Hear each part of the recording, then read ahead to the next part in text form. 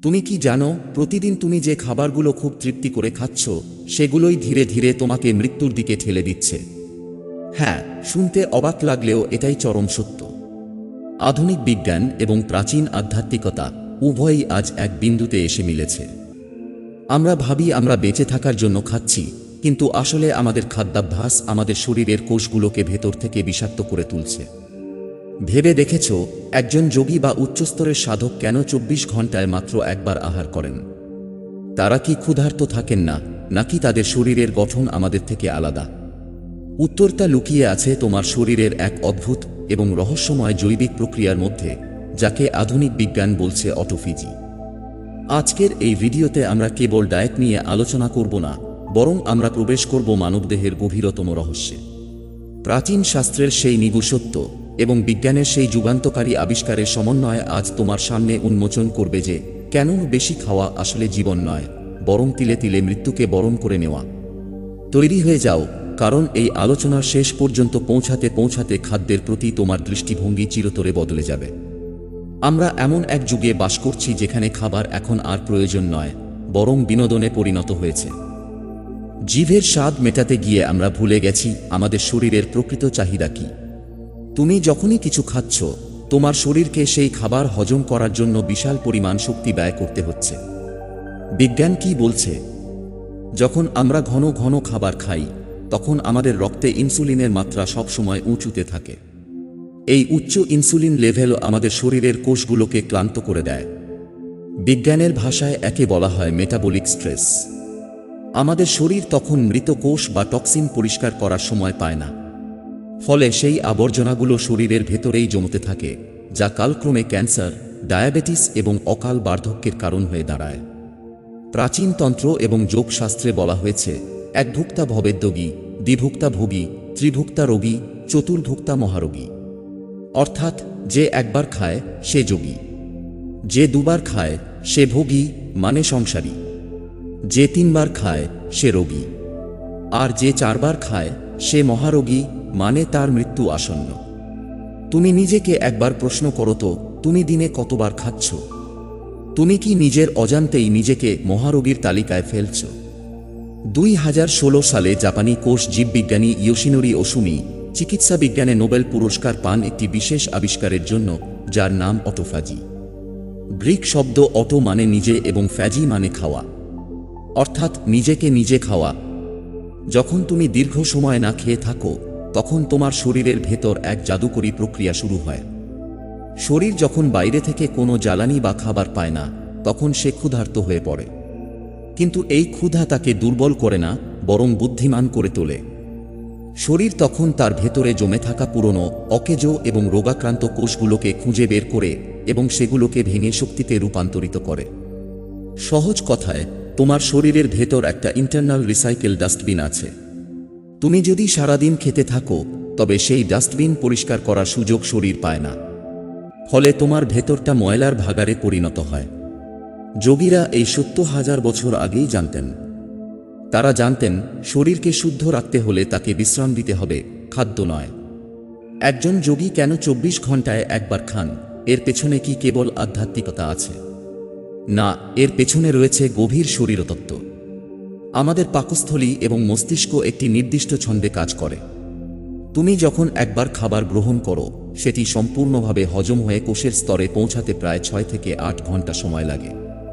এরপর শরীর পরবর্তী ১২ থেকে ১৪ ঘন্টা সময় ব্যয় করে নিজেকে হিলিং বা সারিয়ে তোলার কাজে।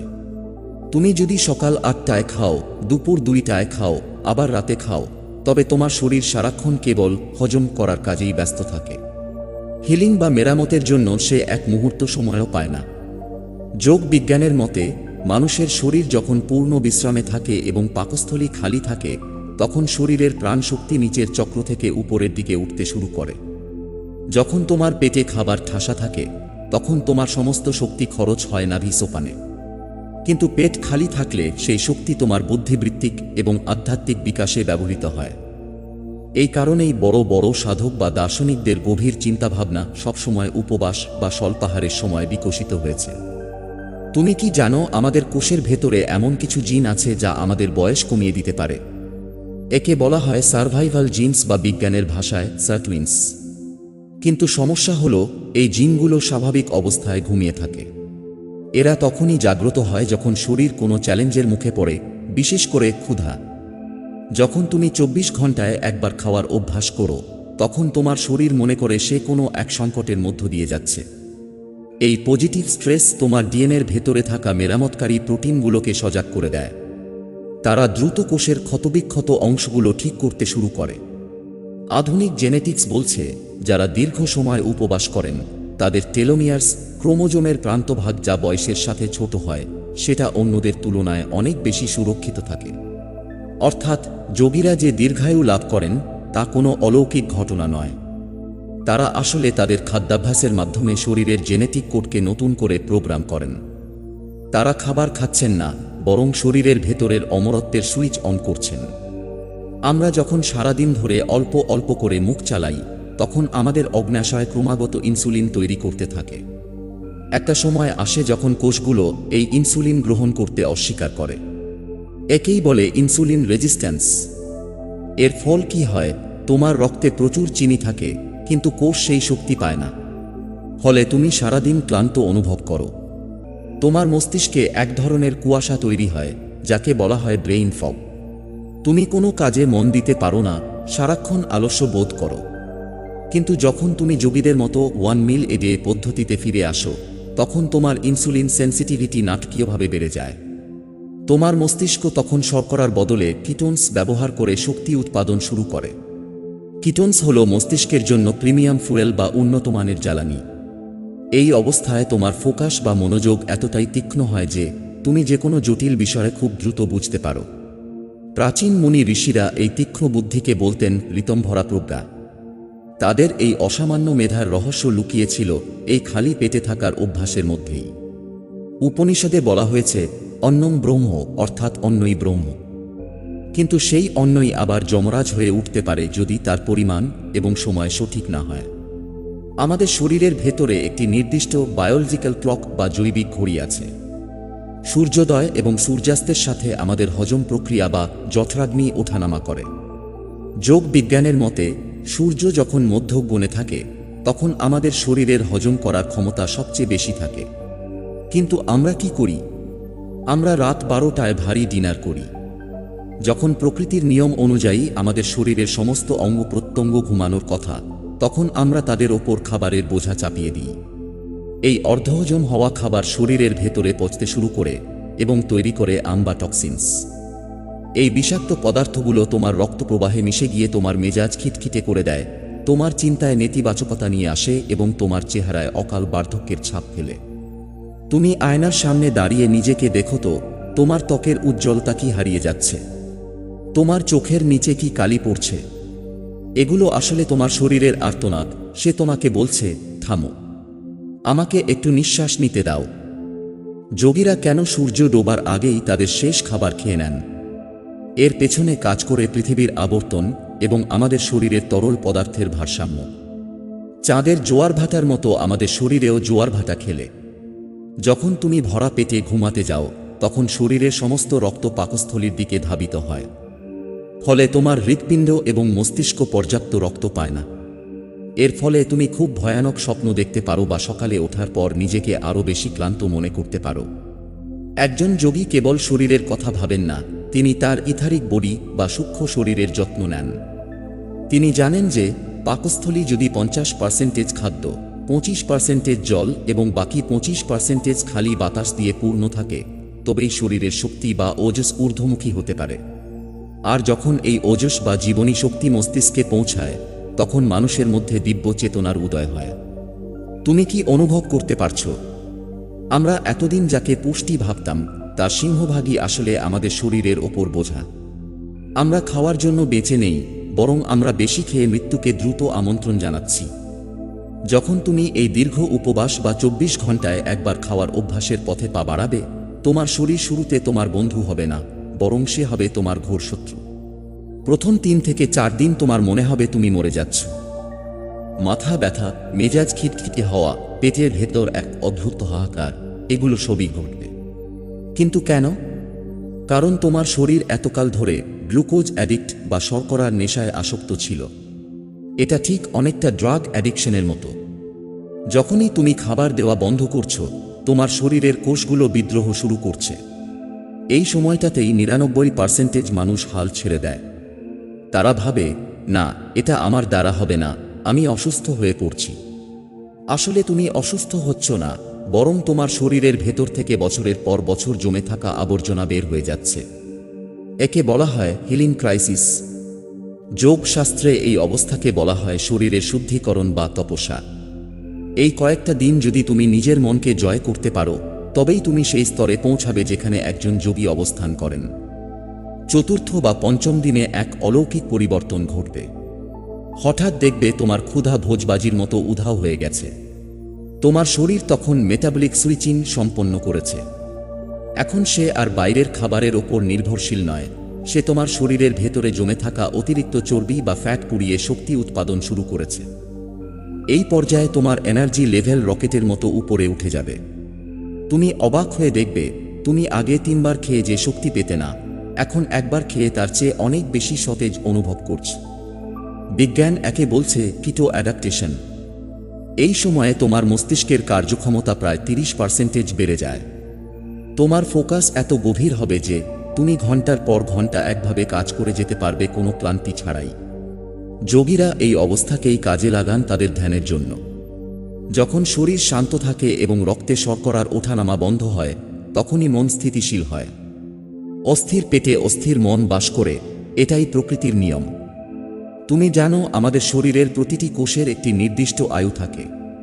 কিন্তু যখন আমরা 24 ঘন্টার চক্রে মাত্র একবার খাবার গ্রহণ করি, তখন আমাদের শরীর স্টেম সেল প্রোডাকশন বা স্টেম সেল উৎপাদন বাড়িয়ে দেয়।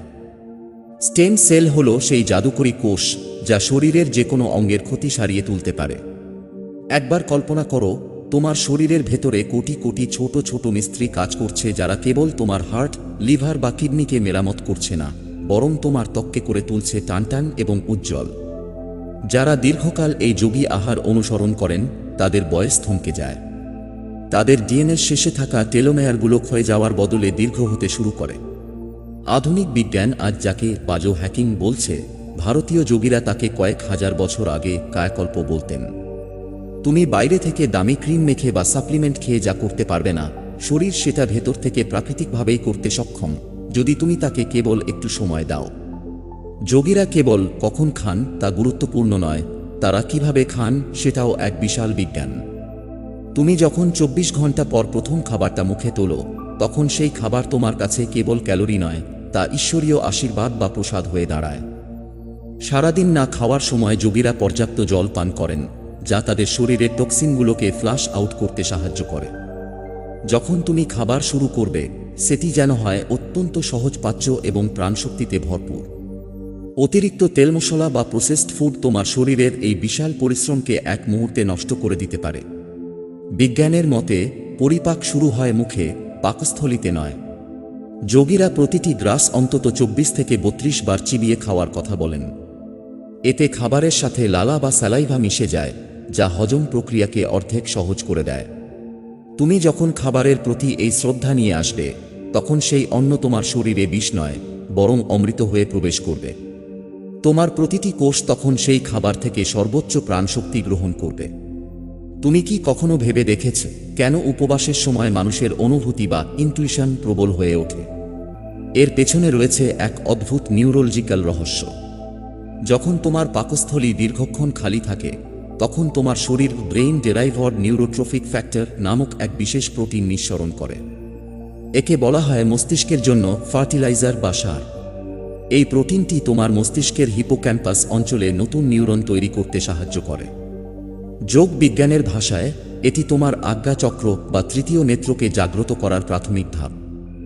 যখন শরীরের স্থূল চাহিদাগুলো, যেমন সারাক্ষণ খাওয়ার ইচ্ছা, শান্ত হয়ে যায়, তখন মানুষের অবদমিত উচ্চতর শক্তিগুলো সক্রিয় হতে শুরু করে। যোগীরা জানেন, খাবার কেবল শরীরকে পুষ্ট করে না, এটি আমাদের মনের ওপর একটি আবরণ তৈরি করে। তুমি যখন কম এবং পরিমিত খাও, তখন তোমার চেতনার সেই আবরণ পাতলা হতে শুরু করে। তুমি চারপাশের জগতকে আরও স্বচ্ছভাবে দেখতে পাও। তোমার চিন্তা করার ক্ষমতা আর 5টা সাধারণ মানুষের মতো সীমাবদ্ধ থাকে না, তুমি অসীমকে অনুভব করার ক্ষমতা অর্জন করো।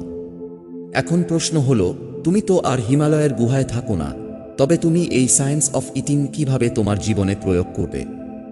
আধুনিক ব্যস্ত পৃথিবীতে সরাসরি 24 ঘন্টায় একবার খেতে শুরু করা অনেকের জন্য কঠিন হতে পারে। তাই তোমাকে এগোতে হবে ধাপে ধাপে, একজন দক্ষ শিকারীর মতো। এক উইন্ডো মেথড, শুরুতে 16 ঘন্টা উপবাস এবং 8 ঘন্টা খাওয়ার নিয়ম অনুসরণ করো। রাত 8টার মধ্যে ডিনার শেষ করো এবং পরের দিন দুপুর 12টায় প্রথম আহার গ্রহণ করো। এতে তোমার শরীর ধীরে ধীরে চর্বি পুড়িয়ে শক্তি উৎপন্ন করতে শিখবে। 2 সূর্য এবং যথাগ্নি, চেষ্টা করো তোমার প্রধান খাবারটি সূর্য যখন মধ্যগগনে থাকে দুপুর 12টা থেকে 2টোর মধ্যে তখন গ্রহণ করতে, কারণ এই সময়ে পৃথিবীর প্রাণশক্তি এবং তোমার হজম ক্ষমতা শিখরে থাকে। 3 তরল উপবাস, সপ্তাহে অন্তত একদিন কেবল জল বা ফলের রস খেয়ে থাকার চেষ্টা করো। একে বলা হয় সিস্টেম রিবুট। তোমার মোবাইল যেমন হ্যাং করলে রিস্টার্ট দাও, শরীরকেও তেমন রিস্টার্ট প্রয়োজন। যখন তুমি এই চক্রে অভ্যস্ত হয়ে যাবে, তখন তুমি অনুভব করবে যে তোমার শরীর আর তোমাকে নিয়ন্ত্রণ করছে না, বরং তুমি তোমার শরীরকে নিয়ন্ত্রণ করছো। এটাই হলো দাস থেকে মালিক হওয়ার যাত্রা। কখনো ভেবে দেখেছো কেন চারদিকে এত খাবারের বিজ্ঞাপন? কেন প্রতিটা মোড়ে মোড়ে ফাস্ট ফুডের দোকান? কেন সমাজ তোমাকে শেখায় যে সকালের জলখাবার হলো দিনের সবচেয়ে গুরুত্বপূর্ণ খাবার? এর পেছনে রয়েছে এক বিশাল বাণিজ্যিক চক্রান্ত। বড় বড় ফুড ইন্ডাস্ট্রি এবং ফার্মাসিউটিক্যাল কোম্পানিগুলো চায় তুমি সারাদিন খেতে থাকো। কারণ তুমি যত বেশি খাবে, তত বেশি অলস হবে, তত বেশি অসুস্থ হবে, আর তত বেশি তাদের ওষুধ এবং পণ্যের ওপর নির্ভরশীল হয়ে পড়বে। একজন যোগী বা একজন সচেতন মানুষ এই চক্র থেকে মুক্ত। তাকে কোনো বিজ্ঞাপন প্রলুব্ধ করতে পারে না। সে জানে যে তৃপ্তি জিভে নয়, তৃপ্তি রয়েছে শরীরের সুস্থতায়। তুমি যখন কম খেতে শুরু করবে, তখন তুমি কেবল অর্থ সাশ্রয় করবে না, তুমি এই ভোক্তা সংস্কৃতির হাত থেকে নিজের স্বাধীনতা ছিনিয়ে আনবে। গভীরভাবে চিন্তা করলে দেখা যায়, খাবার আসলে ক্যালোরি নয়, খাবার হলো এক ধরনের তথ্য যা তুমি তোমার ডিএনএকে প্রদান করছো। তুমি যখন একটি সজীব, প্রাকৃতিক এবং প্রাণশক্তিতে ভরপুর ফল বা সবজি খাচ্ছ, তুমি তোমার কোষকে জীবনী শক্তির বার্তা দিচ্ছ। আর যখন তুমি মৃত, প্রক্রিয়াজাত বা অতিরিক্ত ভাজা খাবার খাচ্ছ, তুমি তোমার কোষকে মৃত্যুর বার্তা দিচ্ছ। তোমার শরীর এই ভুল তথ্যগুলো পড়তে পারে না, ফলে সে বিভ্রান্ত হয়ে পড়ে এবং ক্যান্সার বা অটোইমিউন ডিজিজের মতো জটিল রোগে আক্রান্ত হয়। 24 ঘন্টায় একবার খাওয়ার অর্থ হলো তুমি তোমার শরীরকে প্রতিদিন সেই সুযোগ দিচ্ছ যাতে সে সমস্ত ভুল তথ্য মুছে ফেলে নতুন করে জীবনকে সাজিয়ে নিতে পারে। এটি কেবল ওজন কমানোর প্রক্রিয়া নয়, এটি হলো তোমার অস্তিত্বকে রিডিজাইন করার এক মহাজাগতিক সুযোগ। তুমি জানো আমাদের শরীরের প্রায় 70% হলো জল। প্রাচীন যোগ বিজ্ঞানে জলকে কেবল একটি সাধারণ পানীয় হিসেবে দেখা হয় না, বরং একে দেখা হয় স্মৃতি বাহক হিসেবে। আধুনিক বিজ্ঞানের ভাষায় একে বলা হয় ওয়াটার মেমরি। নোবেলজয়ী বিজ্ঞানী ল্যাক মন্টানিয়ার এবং জাপানি গবেষক মাসারু ইমোতো প্রমাণ করেছেন যে জলের নিজস্ব স্মৃতি ধারণ করার ক্ষমতা আছে। তুমি যখন 24 ঘন্টা উপবাসের পর জল পান করো, সেই জল তোমার শরীরের প্রতিটি কোষে গিয়ে তোমার মানসিক অবস্থাকে পৌঁছে দেয়। তুমি যদি রাগান্বিত হয়ে বা ঘৃণা নিয়ে জল পান করো, তবে সেই জলের আণবিক গঠন বিষাক্ত হয়ে যায়। আর তুমি যদি কৃতজ্ঞতা এবং শান্তির সাথে জল পান করো, তবে তা তোমার শরীরের ভেতর অমৃত হিসেবে কাজ করে। যোগীরা জল পান করার আগে তাকে চার্জ করেন। তারা জলের পাত্রটিকে দুহাতে ধরে কিছুক্ষণের জন্য শান্ত হয়ে বসেন। তুমিও এটি করতে পারো। খাওয়ার ঠিক আগে জলকে ইতিবাচক বার্তা দাও। এই চার্জ করা জল যখন তোমার খালি পেটে প্রবেশ করবে, তখন তা তোমার রক্তকণিকাগুলোকে পুনরুজ্জীবিত করবে। এটি হলো সেই গোপন পদ্ধতি যার মাধ্যমে যোগীরা কোনো খাবার ছাড়াই দীর্ঘ সময় তেজস্বী থাকতে পারেন। তুমি কি খাবার খাওয়ার সময় মোবাইল স্ক্রোল করো অথবা টেলিভিশন দেখো? যদি করো, তবে তুমি অজান্তেই নিজের শরীরের সাথে বড় ধরনের প্রতারণা করছো। যখন তুমি খাবার খাও, তোমার মস্তিষ্ককে সেই খাবারের স্বাদ, গন্ধ এবং গঠনের ওপর মনোযোগ দিতে হয় যাতে সে সঠিক পাচক রস বা ডাইজেস্টিভ এনজাইমস নিঃসরণ করতে পারে। তুমি যখন ভিডিও দেখতে দেখতে খাও, তোমার মস্তিষ্ক বিভ্রান্ত হয়ে পড়ে। সে বুঝতে পারে না তুমি ঠিক কি খাচ্ছ এবং কতটা খাচ্ছ। এর ফলে শরীরে অতৃপ্তি থেকে যায়, যা তোমাকে বারবার খাওয়ার প্রলোভন দেখায়। যোগীরা আহার করেন পরম মৌনতা বা নিস্তব্ধতার সাথে। একে বলা হয় অন্ন সাধনা। তুমি যখন প্রতিটি গ্রাস চিবানোর সময় সেই স্বাদকে গভীরভাবে অনুভব করো, তখন তোমার মস্তিষ্ক ডোপামিন নিঃসরণ করে। এতে খুব অল্প খাবারেই তোমার মন এবং শরীর পূর্ণ তৃপ্তি পায়। তুমি যদি এই তৃপ্তি অর্জন করতে পারো, তবে তোমার আর বারবার খাওয়ার প্রয়োজন পড়বে না। তখন 24 ঘন্টায় একবার খাওয়া তোমার কাছে কোনো কষ্টকর কাজ নয়, বরং এক পরম আনন্দদায়ক অভিজ্ঞতা হয়ে উঠবে। মানুষের বিবর্তন লক্ষ্য করলে দেখবে, আদিম মানুষ যখন শিকারী ছিল, তখন তাদের খাওয়ার কোনো নির্দিষ্ট সময় ছিল না। তারা হয়তো 3 দিন কিছুই পেত না, আবার একদিন বড় কোনো শিকার পেলে পেট ভরে খেত। আমাদের শরীর সেই ফিস্ট অ্যান্ড ফ্যামিন বা উৎসব উপবাসের চক্রের মাধ্যমেই বিবর্তিত হয়েছে। আজকের আধুনিক যুগের প্রতি 3 ঘন্টায় খাবার খাওয়ার অভ্যাস আমাদের শরীরের সেই শক্তিশালী বিবর্তনীয় ক্ষমতাকে নষ্ট করে দিচ্ছে। আমরা আমাদের শরীরের ভেতরের সেই শিকারী বা বীর সত্তাকে মেরে ফেলে তাকে একটি পালিত পশুর মতো বানিয়ে ফেলেছি। যখন তুমি ইচ্ছাকৃতভাবে উপবাস করো এবং 24 ঘন্টায় একবার খাও, তখন তোমার শরীরের ভেতরের সুপ্ত জিনগুলো আবার জেগে ওঠে। তোমার শ্রবণ শক্তি তীক্ষ্ণ হয়, তোমার ঘ্রাণ শক্তি বাড়ে এবং তোমার ইন্দ্রিয়গুলো সজাগ হয়ে ওঠে। তুমি কেবল একজন সাধারণ মানুষ থেকো না, তুমি একজন সুপার হিউম্যান বা অতিমানবে রূপান্তরিত হতে শুরু করো। যোগীরা এই পদ্ধতিতেই তাদের ইন্দ্রিয়কে জয় করে প্রকৃতির রহস্য উন্মোচন করতেন। আমরা মনে করি খাবার আমাদের শক্তি দেয়, কিন্তু প্রকৃতপক্ষে খাবার কেবল সেই শক্তিকে আনলক বা উন্মুক্ত করার একটি চাবিকাঠি মাত্র। মহাজাগতিক শক্তি বা কসমিক এনার্জি আমাদের চারপাশেই ছড়িয়ে আছে। আমরা শ্বাস প্রশ্বাস এবং ত্বকের ছিদ্র দিয়েও শক্তি গ্রহণ করি। একজন উচ্চস্তরের যোগী যখন 24 ঘন্টায় একবার খাওয়ার অভ্যাস রপ্ত করেন, তখন তিনি ধীরে ধীরে বুঝতে পারেন যে তার শরীরের শক্তির উৎস আসলে বাইরের খাবার নয়। তিনি ব্রহ্মাণ্ডের মূল শক্তির সাথে যুক্ত হতে শুরু করেন। একেই বলা হয় বায়ুভক্ষণ বা সূর্যের আলো থেকে শক্তি গ্রহণ। অবশ্যই আমরা সাধারণ মানুষ এখনই সেই স্তরে পৌঁছাতে পারব না, কিন্তু খাবারের ওপর এই নিয়ন্ত্রণ প্রতিষ্ঠা করাই হলো মুক্তির প্রথম ধাপ। তুমি যখন তোমার জিহ্বা এবং পেটকে জয় করতে পারবে, তখন পৃথিবীর কোনো প্রলোভন তোমাকে আর দমাতে পারবে না। তুমি তখন কেবল খাবারের ভোক্তা নও, তুমি হবে তোমার নিজের শরীরের নির্মাতা। তুমি জানো যোগীরা কেন সাধারণ মানুষের চেয়ে অনেক কম ঘুমিয়েও সারাদিন প্রচণ্ড তেজোদীপ্ত থাকেন? এর রহস্য লুকিয়ে আছে তাদের রাতের শেষ আহারের সময়। বিজ্ঞানের ভাষায় একে বলা হয় সার্কেডিয়ান রিদম বা জৈবিক ঘড়ি। তুমি যখন ঘুমানোর ঠিক আগে খাবার খাও, তখন তোমার শরীরের সমস্ত শক্তি সেই খাবার হজম করতে ব্যয় হয়। ফলে তোমার মস্তিষ্ক এবং কোষগুলো মেরামতের জন্য প্রয়োজনীয় শক্তি পায় না। তুমি 8 ঘন্টা ঘুমানোর পরেও সকালে উঠে ক্লান্ত বোধ করো, কারণ তোমার শরীর সারা রাত কঠোর পরিশ্রম করেছে সেই ভারী খাবারটা সামলাতে। কিন্তু একজন যোগী সূর্য ডোবার সাথে সাথে বা তার কিছু পরেই আহার গ্রহণ করেন। ফলে তিনি যখন ঘুমাতে যান, তার পাকস্থলী তখন সম্পূর্ণ খালি থাকে। এই অবস্থায় শরীর আর হজম নিয়ে ব্যস্ত থাকে না, সে তখন শুরু করে ডিপ সেলুলার রিজেনারেশন। মাত্র 3 থেকে 4 ঘন্টার গভীর ঘুমে তার শরীর এমনভাবে পুনরুজ্জীবিত হয়, যা একজন সাধারণ মানুষের 10 ঘন্টা ঘুমেও সম্ভব নয়। অনেক সময় মাঝরাতে তোমার প্রচণ্ড কিছু খেতে ইচ্ছে করে, তাই না? একে বলা হয় ইমোশনাল হাঙ্গার।